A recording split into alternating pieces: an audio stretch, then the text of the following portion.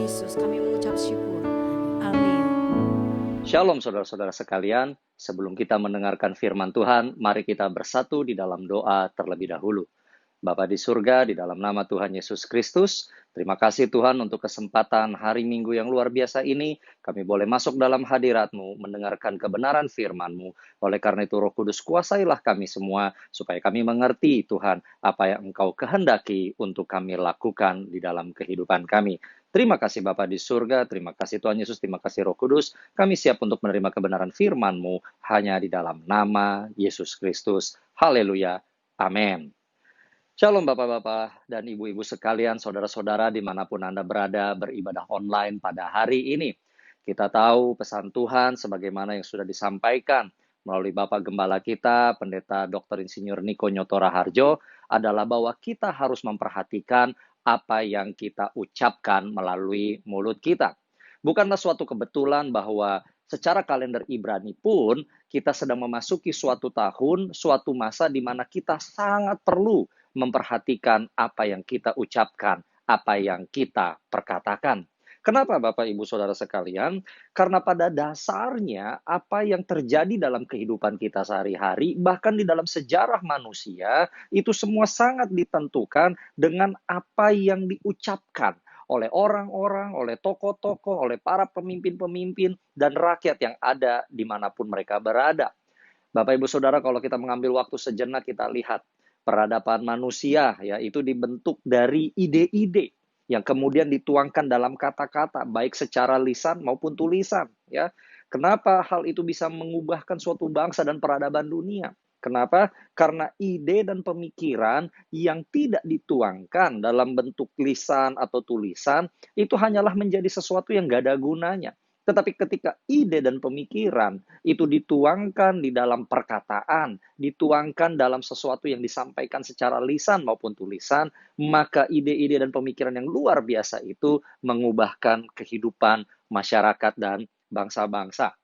Bapak Ibu Saudara sekalian, berdirinya bangsa-bangsa, kemajuan ilmu pengetahuan, teknologi, bangkit dan jatuhnya pemimpin, liar atau tertibnya masyarakat, mundur atau kemajuan seseorang secara pribadi dalam hidup, itu sangat bergantung kepada ide-ide yang dapat diungkapkan, tergantung pada pemikiran yang dapat diperkatakan, Bapak Ibu Saudara sekalian.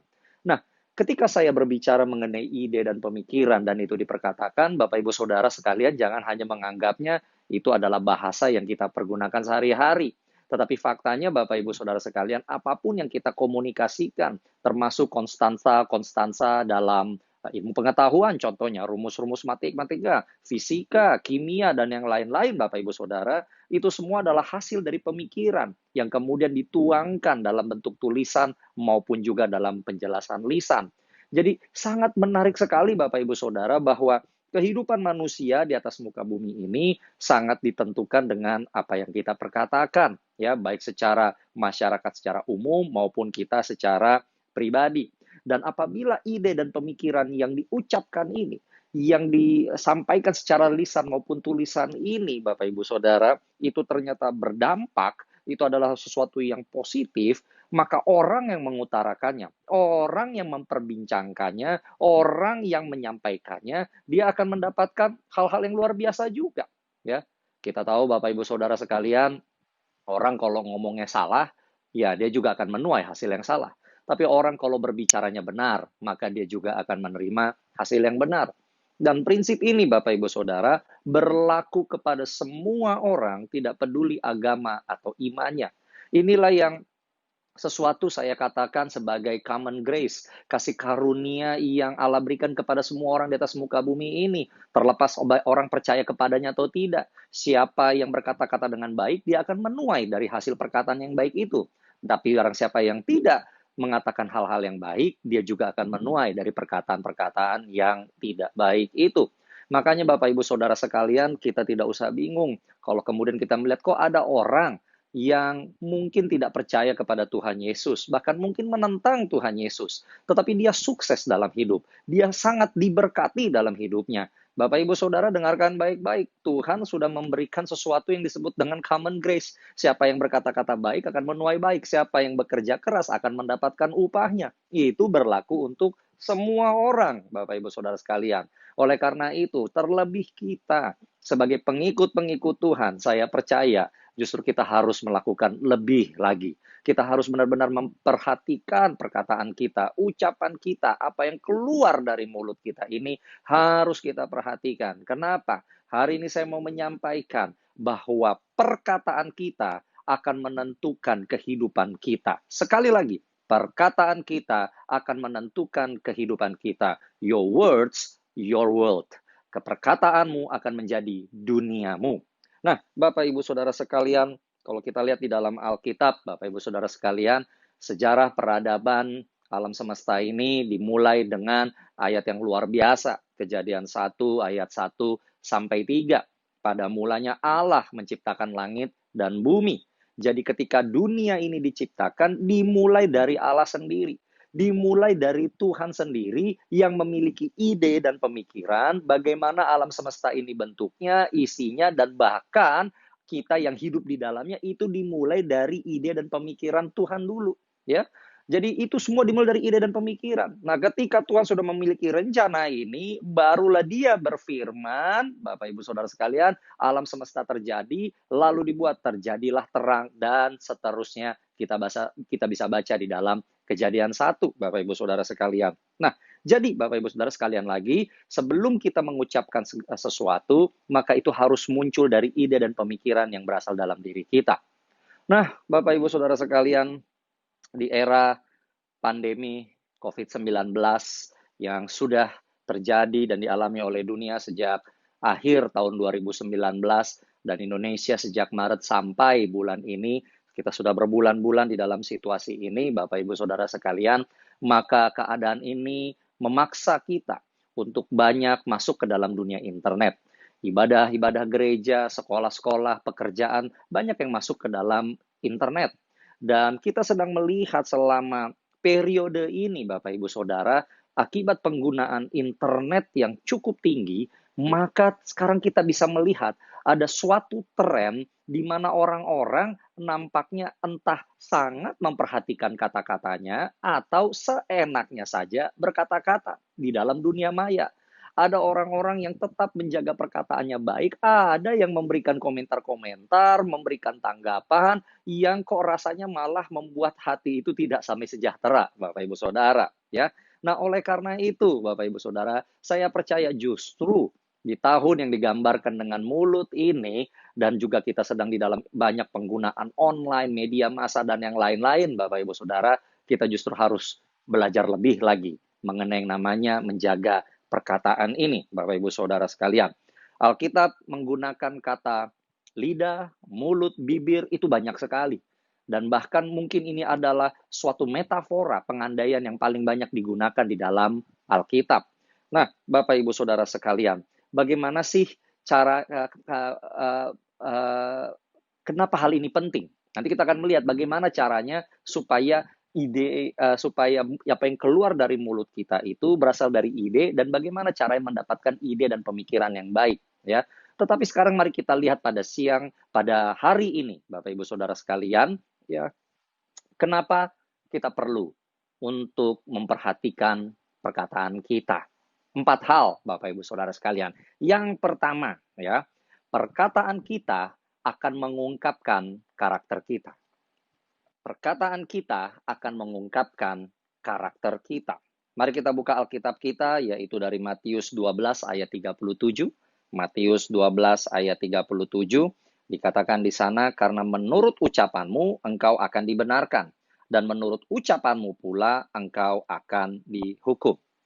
Ketika kita membaca keseluruhan dari konteks Matius 12, khususnya dimulai dari ayat 33 sampai 37, maka kita akan melihat jelas di situ bahwa Tuhan Yesus sedang mengajar bahwa perkataan kita akan menunjukkan kualitas dan kedalaman karakter kita, ya.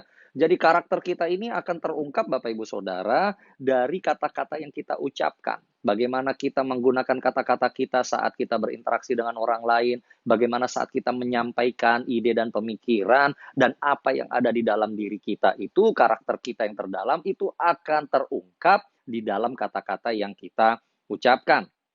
Bapak Ibu Saudara sebagai anak-anak Tuhan, tentu kita ingin supaya karakter kita ini bertumbuh dewasa, berkembang ke arah gambaran Kristus, Bapak Ibu Saudara. Kita ingin supaya hal itu bukan saja tersirat di dalam tindakan kita, tetapi juga di dalam perkataan kita, ya. Bapak Ibu Saudara sekalian, mari kita cek hari-hari ini, ya. Kalau kita sedang berinteraksi dengan seseorang atau menghadapi sesuatu yang nggak enak, bagaimana respon perkataan kita? Akankah kita meresponinya sesuai dengan ajaran yang Tuhan Yesus ajarkan, sebagaimana yang Allah telah ajarkan dalam Alkitab? Ataukah barangkali kita akan meresponinya dengan kata-kata yang berasal dari pemikiran kita sendiri? Yang notabene ketika kita cek, ternyata tidak sesuai dengan kebenaran firman Tuhan.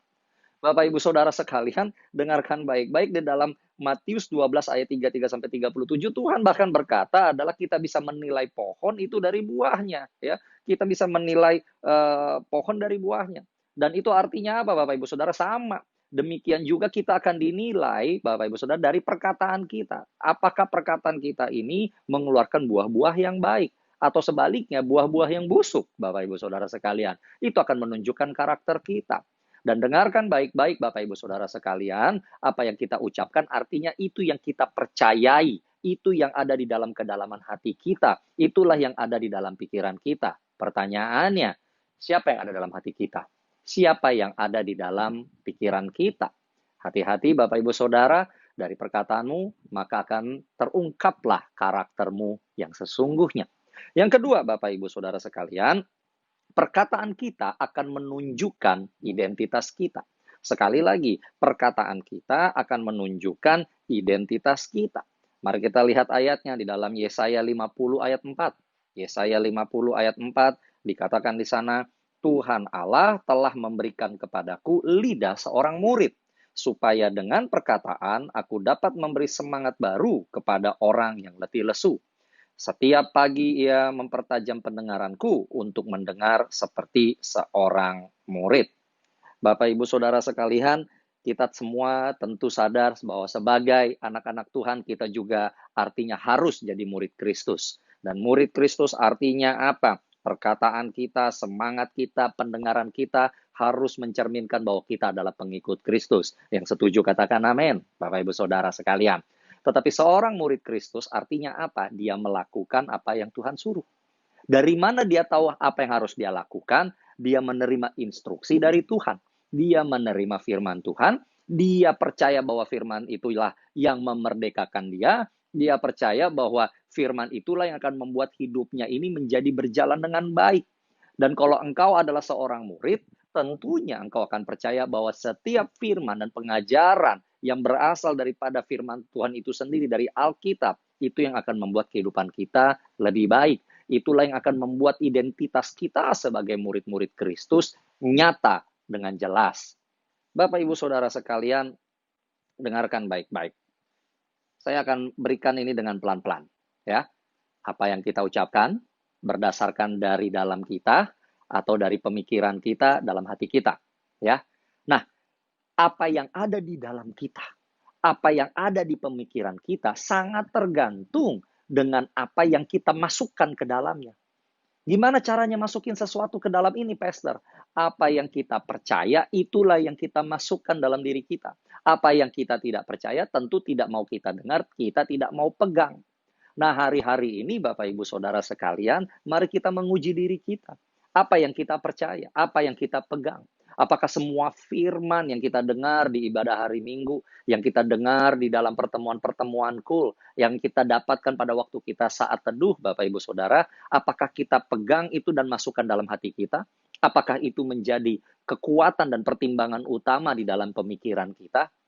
Sayangnya saya menemukan banyak orang-orang Kristen yang sudah hidup sebagai orang Kristen selama bertahun-tahun, ya, sudah mendengarkan khotbah yang banyak, tapi tanpa dia sadari, dia memilah-milah. Dia hanya mau mengambil firman yang menurut dia enak. Dia hanya mau percaya kepada apa yang menurut dia itu masuk akal. Tetapi ketika situasi tertentu sedang terjadi, ketika emergency sedang terjadi, yang keluar respon dia malah bukan sesuai firman Tuhan, tetapi malah sesuai dengan apa yang dia pikirkan. Ya, menurut pandangannya sendiri. ya. Bahkan Bapak Ibu Saudara, mungkin dia akan berpendapat di dalam kacamata sudut adat istiadat yang notabene bagian itu tidak sesuai dengan firman Tuhan. Tapi karena dia bilang, oh saya orang Batak, oh saya orang Chinese, oh saya orang Manado, oh saya orang Jawa. Ini adatnya, jadi harus begini caranya. Padahal mungkin adat itu sendiri bertentangan dengan kebenaran firman Tuhan.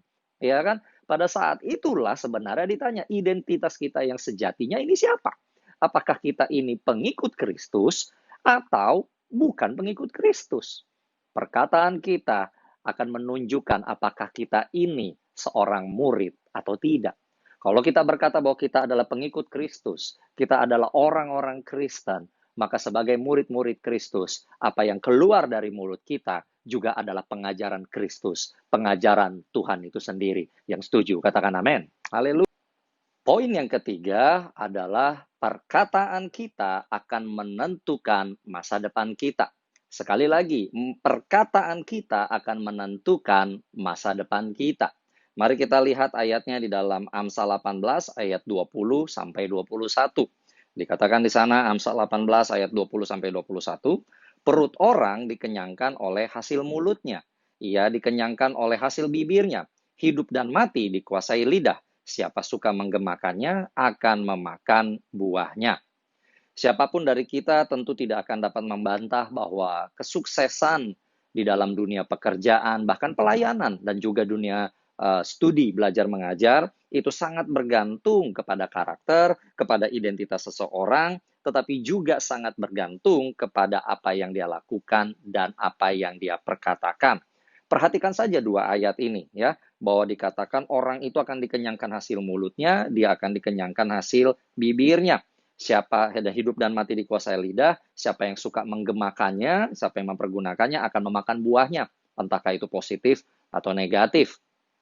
Saya masih ingat Bapak Ibu Saudara sekalian, ya, ketika saya masih ada di dalam dunia sekuler pekerjaan dan harus merekrut beberapa karyawan, bahkan juga di dalam gereja, Bapak Ibu Saudara sekalian, ketika ada orang-orang yang mau melamar pekerjaan, mereka datang mengirimkan CV yang baik, surat lamaran kerjanya luar biasa, bagus ya, sangat komprehensif. Tetapi ketika tiba untuk waktu wawancara bertemu dengan langsung, ya kita bisa melihat ada beberapa orang yang perkataannya yang tidak tepat. Kita bisa melihat ada beberapa orang yang mempergunakan bahasa dan tata krama dalam berbicara itu tidak cocok seperti yang hendak kita cari. Kita juga tentu mengerti di dalam bisnis, contohnya ketika kita lagi mau melakukan negosiasi, ya mungkin harganya sudah pas, sudah cocok, tiba-tiba ada perkataan yang salah diucapkan, maka batallah semua kesepakatan yang seharusnya bisa dicapai pada hari itu, ya. Oleh karena itu, Bapak Ibu Saudara sekalian, kita hari-hari ini harus benar-benar hati-hati di dalam mengucapkan segala sesuatu. Dan ketika saya katakan mengucapkan segala sesuatu, termasuk di dalam penggunaan media-media sosial kita. Ingat, apa yang kita ucapkan, apa yang kita tulis, Bapak Ibu Saudara sekalian, akan mengungkapkan karakter kita, akan menunjukkan siapa atau identitas kita, dan itu akan menentukan masa depan kita. Ya, saya percaya Bapak Ibu Saudara sekalian, Tuhan memberikan firman. Tuhan meminta kita untuk membaca Alkitab setiap hari. Kenapa? Supaya diri kita ini, hati kita dan pemikiran kita ini selaras dengan hatinya Tuhan. Supaya setiap kali ada orang yang berbicara kepada kita, setiap kali kita menghadapi sesuatu, maka kita akan meresponinya sesuai dengan isi hati Tuhan. Inilah makanya gereja ini sering dan terus mendorong Bapak Ibu Saudara sekalian untuk tetap intim sama Tuhan dan membaca Alkitab setiap hari. Supaya ide dan pemikiran dari Tuhanlah yang memenuhi hidup kita dan yang meluncur dari mulut kita ini selaras dengan isi hatinya Tuhan. Saya tidak berkata bahwa dengan cara seperti ini Bapak Ibu Saudara bawaannya serius terus, nggak boleh bercanda dan yang lain-lain. Tidak Bapak Ibu Saudara sekalian. Kalau engkau perhatikan Tuhan Yesus, ya di dalam dia punya interaksi dengan banyak orang, dia menggunakan bahasa yang sangat baik. Dia mampu berinteraksi dengan orang-orang pada zamannya. Dia mampu bercakap-cakap. tanpa harus menunjukkan ya sepertinya kaku, ya sepertinya susah didekati. Enggak, Bapak Ibu Saudara sekalian. Sebagai orang Kristen tentu kita harus luas dalam pergaulan kita. Kita harus bagus dalam menggunakan kata-kata kita. Tetapi biarlah kata-kata yang meluncur dari mulut kita ini adalah hal-hal yang menunjukkan bahwa kita ini adalah pengikut Kristus. Yang setuju katakan amin. Haleluya. Dan yang keempat, Bapak Ibu Saudara, yang terakhir, karena perkataan itu sangat penting, maka yang keempat, mulut ini sebagai sarana untuk mengucapkan kata-kata, mulut ini, lidah ini perlu dikuduskan. Mulut kita perlu dikuduskan. Kisah Para Rasul 2 ayat 4. Kisah Para Rasul 2 ayat 4 dikatakan, maka penuhlah mereka dengan Roh Kudus. Lalu mereka mulai berkata-kata dalam bahasa-bahasa lain, seperti yang diberikan oleh Roh itu kepada mereka untuk mengatakannya. Bapak Ibu Saudara sekalian, sangat menarik. Setelah Tuhan Yesus disalib, dia mati dan dikuburkan lalu bangkit pada hari yang ketiga, apa yang Tuhan Yesus lakukan di atas kayu salib, itu adalah memberikan keselamatan kepada kita. Saat kita menerima Tuhan Yesus sebagai Tuhan dan Juru Selamat, secara dengan iman kita menerima apa yang telah Tuhan Yesus perbuat di atas kayu salib untuk kita, maka kehidupan kita ini, Bapak Ibu Saudara, dosa-dosa kita ditebus oleh darahnya yang kudus. Dan oleh sebab itu, sejak saat itu kita mulai masuk namanya proses pengudusan. Kita sedang dipersiapkan sama Tuhan supaya semakin lama semakin serupa dengan gambaran Kristus. Tubuh ini, tubuh, jiwa, dan roh kita terus, Bapak Ibu Saudara, dikuduskan. Nah, Bapak Ibu Saudara, yang sangat menarik, kita tahu bahwa proses pengudusan itu dikerjakan oleh firman Tuhan dan Roh Kudus dalam hidup kita. Dan ketika hari raya Pentakosta, ketika murid-murid berkumpul, mereka merindukan pencurahan Roh Kudus. Roh Kudus tercurah dalam kehidupan para murid-murid, maka apa yang pertama kali dikuduskan oleh Roh Kudus, bagian tubuh ini, Bapak Ibu Saudara, itu ternyata adalah mulut. Mulut ini yang tadinya kitab Yesaya berkata adalah kenajisan. Mereka berkata, oh, ini aku berasal dari bangsa yang najis. Mulut ini mengutarakan hal-hal yang gak baik. Tetapi karena pencurahan Roh Kudus, dan Roh Kudus yang membawa orang-orang Kristen supaya makin lama makin kudus, yang pertama kali dikuduskan justru adalah mulutnya. Mulut ini mampu untuk mengeluarkan bahasa-bahasa roh. Ketika hidup orang Kristen dipenuhi oleh Roh Kudus, dan ketika Roh Kudus bersemayam dalam hidup orang-orang Kristen yang percaya kepada Tuhan, maka yang meluncur dari mulutnya pun adalah bahasa yang mengagungkan Tuhan dan juga bahasa roh. Bapak Ibu Saudara sekalian, yuk saya mengajak Bapak Ibu Saudara sekalian di dalam hari-hari seperti ini, ya, di hari-hari ke depan Tuhan berbicara kepada kita supaya kita memperhatikan perkataan kita. Biarlah yang meluncur dari mulut kita ini adalah hal-hal yang baik, yang sesuai dengan firman Tuhan. Biarlah yang keluar dari mulut kita ini adalah pengagungan kepada Tuhan. Biarlah yang keluar dari mulut kita ini untuk membantu saudara-saudara kita yang mungkin sedang putus asa, yang sedang putus pengharapan. Biarlah dari mulut kita ini keluar kata-kata di dalam doa sebagai syafaat kepada saudara-saudara kita, kepada orang-orang yang membutuhkan. Biarlah yang keluar dari mulut kita ini adalah sesuatu yang membangun dan memuliakan nama Tuhan. Saya percaya Bapak Ibu Saudara Anda mau melakukan hal ini, oleh karena itu teruslah baca Alkitab, baca firman Tuhan setiap hari, banyak memuji dan menyembah Tuhan di dalam roh, dengan menggunakan bahasa roh. Puji Tuhan, haleluya. Mari kita satu di dalam doa. Bapa di surga, di dalam nama Tuhan Yesus, terima kasih Tuhan untuk firman-Mu yang Kau berikan kepada kami pada hari ini ya Tuhan. Tuhan, dengan kekuatan kami sendiri kami tidak sanggup, tapi kami butuh Engkau ya Tuhan, dan bersama dengan Engkau tidak ada yang mustahil. Kami mau menyerahkan perkataan kami mau menyerahkan mulut kami, lidah kami, bibir kami Tuhan, untuk kemuliaan nama-Mu. Terus penuhi kami dengan kebenaran firman-Mu, dengan hadirat Roh Kudus-Mu ya Tuhan, supaya apa yang meluncur keluar Tuhan dari mulut kami adalah perkataan-perkataan yang baik, perkataan-perkataan yang sesuai dengan firman-Mu, dan biarlah dunia bisa melihat bahwa kami semua adalah murid-murid dan pengikut-Mu, ya Tuhan. Terima kasih Bapa di surga, terima kasih Tuhan Yesus, terima kasih Roh Kudus. Sempurnakanlah pemberitaan firman ini Tuhan, di dalam diri anak-anak-Mu yang telah mendengarnya, berbicaralah lebih dalam dan lebih spesifik kepada mereka. Jadikan mereka semua Tuhan, pelaku-pelaku firman yang luar biasa.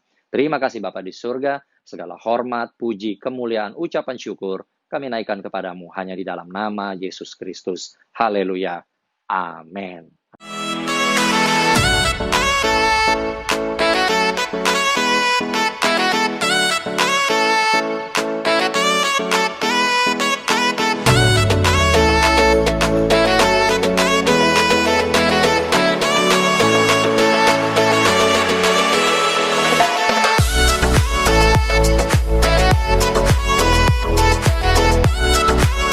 Shalom Jemaat GBI My Home Rawasari, senang sekali saya Lucy dan saya akan menyampaikan warta sepekan untuk minggu ini. Di hari Senin tidak ada kegiatan dan di hari Selasa akan ada doa terobosan pada pukul 7 malam melalui aplikasi Zoom Meeting dan akan disiarkan secara langsung melalui YouTube channel GBI My Home Official dan akan dilayani oleh hari Rabu, Kamis, Jumat kita tidak ada kegiatan dan di hari Sabtu akan ada doa puasa pada pukul 10 pagi di YouTube channel GBI My Home Official. Mari Bapak Ibu, kami mengundang Bapak Ibu untuk mengikuti doa puasa ini. Di hari Minggu ibadah raya kita ada 2 kali, yaitu pada pukul 8 pagi dan pukul 11 siang dan akan disiarkan secara langsung melalui YouTube channel GBI My Home Official. Dan di pukul 5 sore ada sesi pengajaran Voice of Pentecost melalui YouTube channel GBI My Home Official. Untuk ibadah sekolah minggu masih diadakan secara online pada pukul 9.15 pagi di YouTube channel GBI My Home Official. Dan kemudian ibadah Next Gen My Home akan diadakan pada pukul 9.15 pagi juga di YouTube channel Next Gen My Home.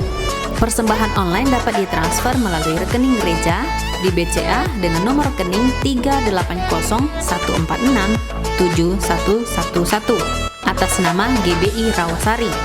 Di CMB Niaga dengan nomor rekening 8000940399900 atas nama Gereja Betel Indonesia Jemaat Rawasari.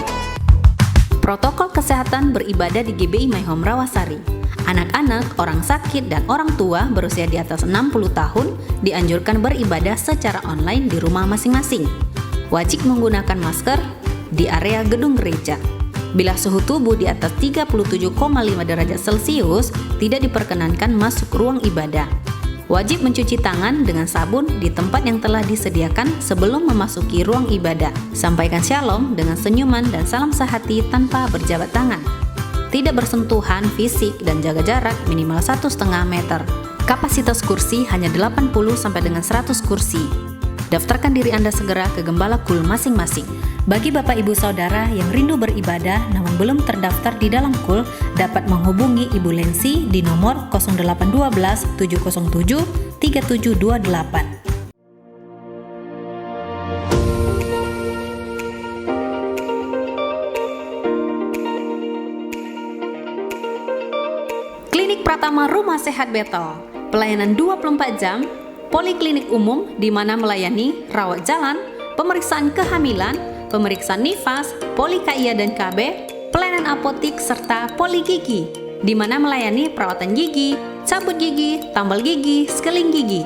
Untuk jadwal praktek dokter gigi pada hari Kamis pukul 7 malam sampai dengan 8 malam, pada hari Sabtu pukul 3 sore sampai 5 sore. Untuk via telepon pada hari Selasa pukul 7 malam sampai dengan 8 malam. Untuk informasi dan pendaftaran dapat menghubungi Lindung Magdalena di nomor 0812 75960776. Klinik di nomor 0813 1877 9975 dengan alamat di Jalan Rawasari, Komplek PSMTI, Blok C nomor 2223, Kelurahan Kampung Bulan, Kecamatan Tanjung Pinang Timur, Kota Tanjung Pinang. Akan diadakan pemberkatan pernikahan kudus Saudara Hengki dan Ivo Liliani pada tanggal 17 Oktober 2020 di Gereja GBI My Home Rawasari, Tanjung Pinang. Demikianlah warta sepekan untuk minggu ini. Saya Lucy sangat senang sekali bisa membawakan warta sepekan minggu ini. Jangan lupa jaga kesehatan, pakai masker, jaga jarak, dan ikutilah protokol kesehatan yang ada. Selamat hari Minggu, Tuhan Yesus memberkati.